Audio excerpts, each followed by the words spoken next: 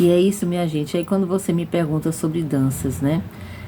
A dança do mundo, ela hoje tem no conteúdo já estudado, pesquisado e efetivado e já apresentado, inclusive com shows e também as aulas, algumas são mais aulas do que shows, um repertório que pode ser feito para o ator, para a pessoa que trabalha como personagem, que precisa de repertório para entender esse movimento do corpo, compreender a cultura de regiões diferentes, mas dentro de um conceito mais de pesquisa também. E esse movimento, ele traz benefícios diversos para o corpo da pessoa. Não só a questão estética, a questão organizacional, assim, de pensamento, de culturas diferentes, de conhecimento até, mas também de um corpo que se torna mais flexível para a vida e para o mundo, literalmente, né? Então a gente começa a compreender culturas diversas e a dança do mundo surgiu de pesquisas minhas, de curiosidade, de interesse de roupas, até o ritmo que eu via diferente, procurava ver o que era aquilo, de onde partia, como é que era aquela dança, como é que o movimento representava alguma coisa, significava algo.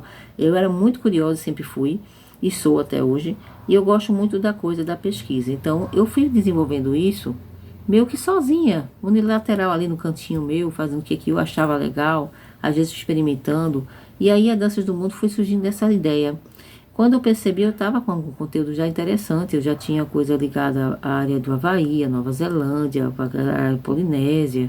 Então eu comecei a perceber que existiam danças que eu chamo hoje de danças das ilhas, para não ficar muito especificamente a dança dentro do conteúdo, que aí sim existe um protocolo, existe um comando, um ensinamento, que você pode encontrar pessoas assim que vão oferecer para vocês conhecimento. Nem tudo se é ensinado para quem não é nativo, para quem não está dentro da questão muitas vezes familiar, assim como há limites na convivência e no conhecimento do povo cigano, assim como você vai ter limite de uma dança mais sacerdotal, que a pessoa de repente não faz parte daquela crença ou religião. Há limites de fronteiras, sim, e de possibilidade de conhecimento para a gente, mas o mínimo que eu comecei a pensar, para não me frustrar e desistir de fazer, eu resolvi pensar no seguinte: mas tudo bem, então até onde eu consegui, eu não desisti, eu resolvi abortar a missão, né? Quase que uma missionária da dança, porque eu achei que mesmo que fosse pouco, era bom para a gente poderia entrar em conexão, a gente poderia ter um primeiro contato, a gente poderia abrir essa ponte, e quem sabe amanhã essas pessoas tinham aquela confiança de acordo com o que a gente fizesse com aquilo, não apropriação cultural, como a gente fala, tá? Então a gente vai falando e explicando que, olha, isso é um método que eu desenvolvo e eu aprendi as técnicas, mas tem algumas coisas que eu não vou poder passar e tem coisas que eu não tenho que passar e tem coisas que eu não sei mesmo, sabe? Então a gente precisa entender que é um método que está sempre em crescente pesquisa, ela não é uma dança fechada, não é um ritmo, acabou aqui o módulo 1, 2, 3, não existe isso. É uma dança que é feita no momento que a gente se encontra. Você escolhe a modalidade, uma até 3 músicas, 2 modalidades. Eu quero fazer 2 danças no mesmo tempo, no mesmo dia. Pode ser? Pode. Dependendo do tempo, da organização, eu quando viajo, por exemplo, eu passo 3 danças para as pessoas. Se eu estou fazendo um grupo de curso, de uma equipe de teatro que precisa fazer mais de um repertório, a gente pode entregar até 2, 3 danças para essas pessoas. Que é assim, o máximo que eu acho do conteúdo valer a pena é vocês investirem tempo e aquele dinheiro. Eu sou super honesta, né? Eu não tenho a ideia de ficar milionária com isso.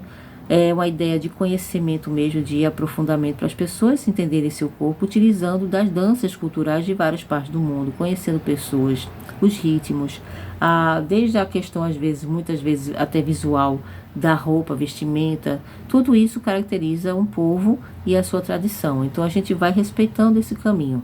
Mesmo que eu saiba pouco, é o suficiente para quem vai trabalhar dentro da dimensão de pesquisa de uma personagem. Você já vai ter bastante coisa, que parece pouco para mim, que eu digo que é pouca coisa, mas tem muita gente que diz não, é muita coisa. E tem muito a ser estudado.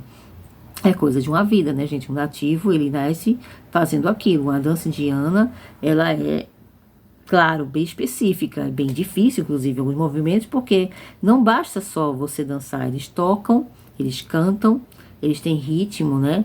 Tem todo um processo de maquiagem, de ornar essa dançarina, que é lindo, por sinal, e endeusá-la, porque de forma que ela está ali representando os deuses. Ela fala histórias que tem um protocolo também. Então, não é uma dança que eu faço e crio do jeito que eu quiser, na minha cabeça. Isso chama-se dança espontânea, que é já outra história e outro vídeo que eu vou falar para vocês sobre isso. Mas a dança do mundo, ela é caracterizada, sim, pelo parte do mundo. Tem o começo, meio e fim. Nas pesquisas que eu fiz, eu posso ordenar isso para vocês e falar isso de organização, que você sinta que realmente está trabalhando no estudo, né?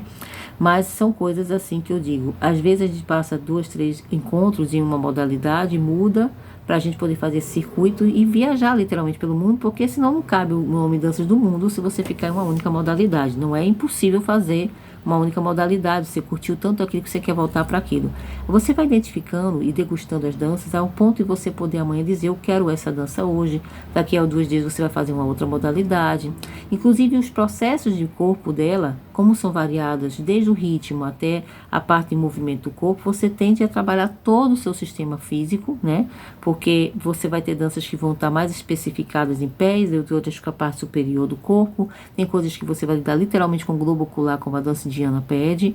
Então a gente tem uma série de coisas para estudar, é uma ferramenta imensa de possibilidades, o que é muito legal, e você não fica morgadinha, não fica chateadinha, enjoadinha daquelas mesmas danças, daquela mesma coisa. Enfim, eu ficava justamente chateada, que eu queria ver alguma coisa a mais e estava cansada daquele mesmo ritmo, eu queria uma coisa demais.